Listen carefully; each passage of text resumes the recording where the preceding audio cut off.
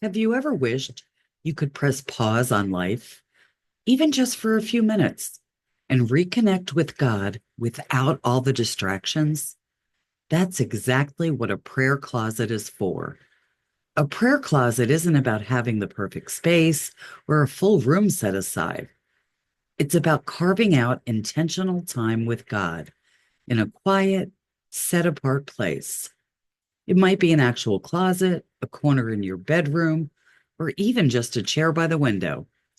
What matters is that it's yours, a sacred space where you can shut the door, quiet your heart, and meet with the one who already knows what you need before you speak.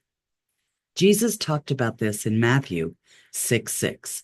He said, "Go into your inner room, close your door, and pray to your Father who is in secret."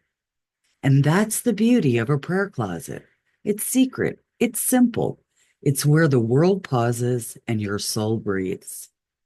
In my latest blog post, I walk you through exactly how to create one, from choosing your space and removing distractions to adding simple spiritual tools like a Bible, journal, and a worship playlist. You'll also find ideas for kids, prayer closet inspiration on a budget, and a free printable prayer journal. If you've been craving more focus, peace, and purpose in your time with God, start with a space that invites Him in. You don't need perfection, just a place to be still and be known. Visit the blog now and let's create that space together.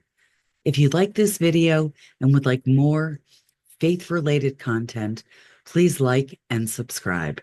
Have a blessed day.